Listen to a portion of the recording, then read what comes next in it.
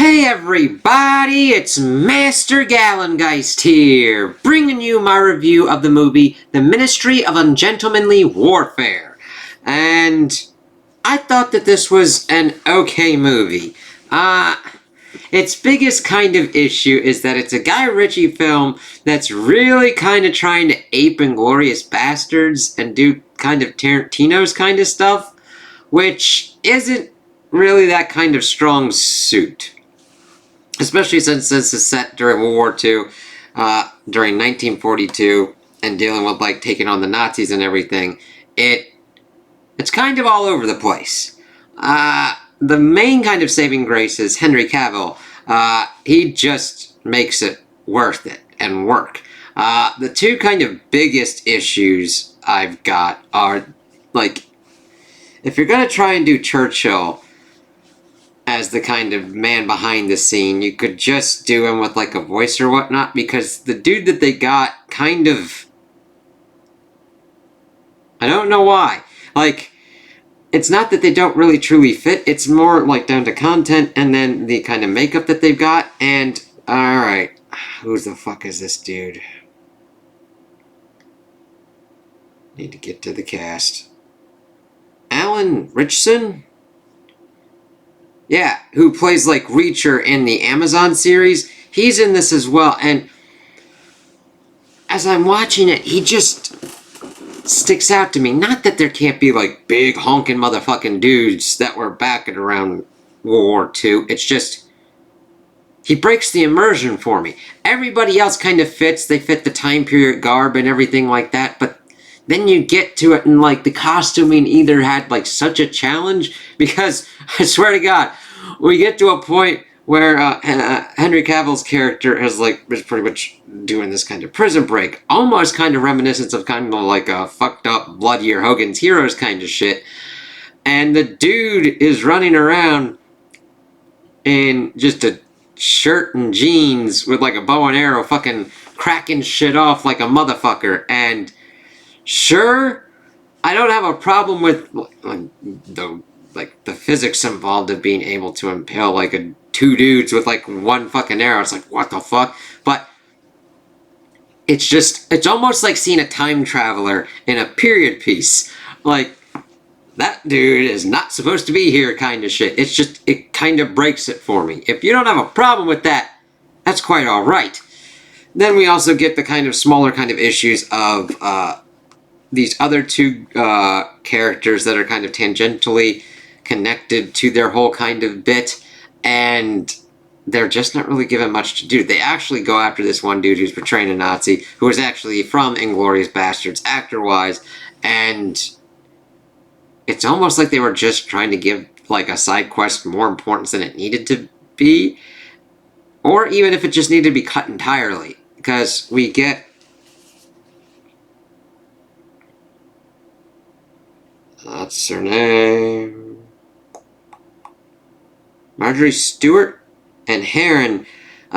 She just needs to, like, take out this Nazi dude. And the build-up's not really there because, I mean, you get it, and it's supposed to be this kind of triumphant moment, but the thing is, we're going through this pretty much 2-hour movie, and it's like, I kind of am more interested in seeing the kind of sneaky fuckity-doo-dah, fuckity-day thing that's kind of going on.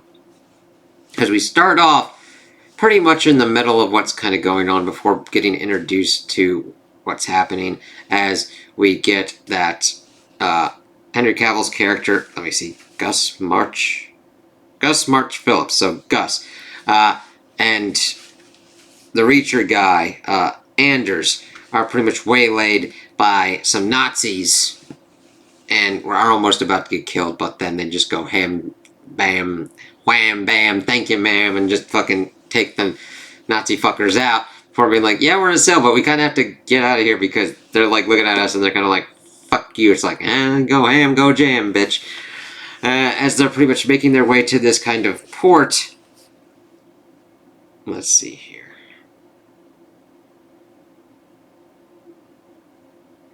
In the island of Fernando Po. It's Spanish-controlled. See, they do this whole kind of thing of being like, oh yeah, we have to do this kind of Black Ops undercover kind of mission thing. because this is the Battle of Britain. That's when the Nazi offensive against Britain, they pretty much had a good amount of control over Europe at this point, and were doing air raids and just the bombing of London, and they are also using U-boats, submarines, to stop allies from resupplying Great Britain. And this has pretty much forced mainly most of Churchill's advisors to advise that they capitulate to Hitler, which I feel kind of is... They did most of a thing of being like, they're all against him, and Churchill's like, I'm going to do whatever the fuck I want, and do this kind of like Black Ops mission kind of thing. I'm like, a lot of the military generals will be like, if we are able to get supplies and able to get other allies in the war, pretty much trying to bring the United States into the war at this point to kind of like help them, because they've stopped because of the hunting with the German submarines. They're pretty much going through the shipping lanes and blowing shit up that's trying to get to them. And the whole thing of going for this island is because that's where the resupply is for these U-boats. You take that shit out, U-boats aren't in play, you get more access to everything kind of going on. I don't know how they should have been able to do it a little bit better, where maybe there were some other ones that were amiable to Churchill's kind of whole bit, but they kind of pretty much were like, we're doing this right. This ungentlemanly warfare, we're just going to go and just going to fucking do this kind of shit. And Leroy Jenkins, this motherfucker's like, alright. I mean, the thing is, I mean, we have history to be like, yeah, fuck the Nazis and shit. And trying to get into that kind of time frame reference, sure, you're trying to balance out what's kind of going on. Though I think there would have been more of a like, I mean, Churchill does have other people within the military, because we have Carrie Elwes. I'm mispronouncing the shit out of that. The Princess Bride, Buttercup, as pretty much their point of contact, and having this whole kind of thing in the background where this one dude betrays and pretty much tells the other military advisors that Churchill's running a Black Ops kind of thing. But this is just pretty much to give more heightened stakes and drama, even though I think just putting them on a mission to take out a Nazi resupply for the U-boats would have been fine enough, and to make sure that they kept it as quiet as possible to avoid any kind of international incidences. It's both... It almost feels like they overcomplicate it and oversimplify it at the same time, which seems to be some kind of weird, strange feat. However, the strength relies on Henry Cavill just having kind of fun and just being this bearded, crazy dude going around shooting. It's really kind of weird because they try and tie it into that one of the handlers is Ian Fleming, and that Gus March Phillips is the kind of dude that's based off of James Bond. But as you go through this movie, the main tactic that Henry Cavill has throughout this thing is just walking around and shooting people. And not even kind of tactically like John Wick style. He's just going around taking shit from people. Even his own kind of superiors that got him out of prison be like, listen, I need you to go to this place and fuck this shit up. He's like, alright, let me get my team. We get, let's see, of course we get Anders. Their whole thing is to break Appleyard out of this Nazi prison, which they do, blowing shit up like ain't nobody's business. We get Henry Golding, who is from Last Christmas, as their pretty much explosives kind of expert. And then this one other kind of dude, let's see here. Henry Hayes?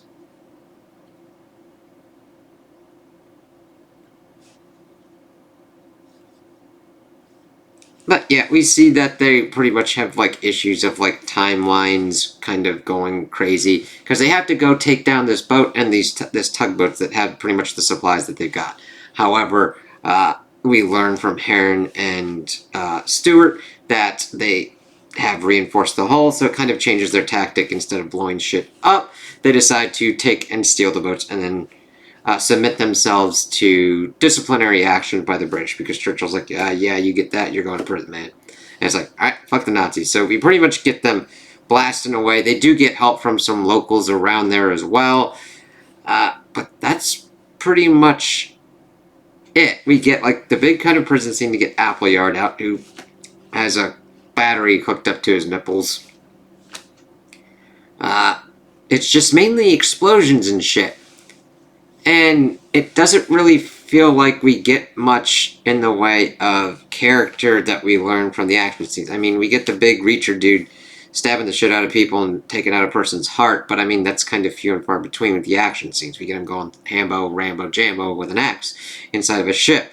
But most of it is just like Michael Bay level action scenes, which is the character, and the violence itself is more of the character rather than it is a thing that the characters are doing, kind of like John Wick or any kind of like action kind of scene that you can get from any kind of other movie, Captain America scenes and everything. I like action. Action isn't just some dumb thing, oh, big guy beat other guy kind of shit, or small guy beats big guy through just brute overwhelming force. No. The reason action movies work is because you're telling about a character without saying anything. Die Hard worked as such a series because John McClane was an everyman, going through various weird-ass situations and having to deal and fight in things that were not his forte, and usually punching above his weight class in certain kind of things. Not like taking out the people that took over the plaza in the first one, how he had to sneak around, how he had to deal with his feet being cut by glass, everything like that. We don't get this here. We get Henry Cavill just smiling and being a smarmy motherfucker, stealing Nazi shit, and then shooting Nazis, which is fine, but I mean, you can elevate that shit. I mean, Henry Cavill does a lot of good work. Give him more to do. And he does action scenes well as Geralt in The Witcher show, which he is able to inform character through doing that. It was just a strange kind of movie, because it's 2 hours, and you just see them kind of blitz through it to a degree, before, of course, after the U-boats are pretty much taken out of play, we get the U.S. popping in, Churchill pretty much giving the title of the movie at the end, and giving a feast to all the prisoners that were involved in the project. It's like, okay, that's kind of weird, but do what you want. I understand that it was trying to be like that fun, pulpy kind of motherfucking 1940s World War II kind of movie, which I'm fine with. But there's a certain level that you can reach to it, and this just didn't know what it wanted to do. It wanted to do kind of sometimes crazy kind of dialogue, maybe sometimes crazy situations, but it just stuck to kind of safe kind of things and doing things that I don't think are the director's strong suit. And now this is his vision, probably, and that's fine. Or maybe even it was the executive's visions. I don't quite know. Maybe he's like, I can have some kind of fun with this, and just, they're like, hey, here's it, go for it. I'm glad I didn't go to the theaters to see it. I on-demanded it through what was going on, through whatever kind of packaging that goes on. But I don't feel like my time was completely wasted, but there have been other movies that have done the kind of things that this has done better, and I'm just like, wow, I'm looking at this, and costuming's pretty good, except for the aforementioned Reacher guy, but I don't really fault that for costuming. The dude just has kind of like an air and a carrying of how he does himself that just kind of lends to kind of breaking that immersion for me. But costuming, what they were attempting to do and how they were attempting to explain what was going on for the 1940s and during World War II worked well enough. Churchill kind of takes you out of it too. It's like, alright. Now, I wouldn't recommend this off the kind of bat for you to like go rush out, go buy it, go stream it, go see it. But I wouldn't tell you not to do it either. If you're bored or whatnot and want some kind of time killer, go for it. This one's definitely one that can just be on in the background, and then you hear some kind of, what the fuck is going on? Look in, go back a little bit, and then you're not really missing much. There's some kind of, even though it's only like 2 hours, there's some kind of dead space where it's like, alright, well, kind of see what's kind of going on, especially when they're pretty much at Stewart and Heron doing their kind of stuff, you could pretty much just block that shit out until the end. And you really won't miss much. Yeah, this was a weird one. Like, I still got enjoyment out of it, but mainly because it was, like, Henry Cavill just having fun, and you can see him having fun throughout the movie. And I think that's the kind of best part. Not that the other actors don't have fun either, it's just he's the biggest kind of draw with me, and how I was able to latch on with this. Otherwise, I'd say that this is just a basic kind of boring World War II kind of movie that's trying to ape different kind of styles and not really succeeding in most of them. Yeah. And I just have a higher bar for action scenes because, yeah, you can have cool explosions, you can have cool car chases, but there can be meaning behind them. Now, that doesn't mean you have to have them go for fucking longer than 10 minutes, especially chase scenes. Understand the pacing of what goes on with that. That doesn't happen here with a chase scene or whatnot. It's just, overall, generally, when you're dealing with a chase scene, like, oh god, I understand that the cars are like an important aspect of the Fast series, but sometimes it's like, come on, motherfucker, we need to progress the plots. They're like, meh.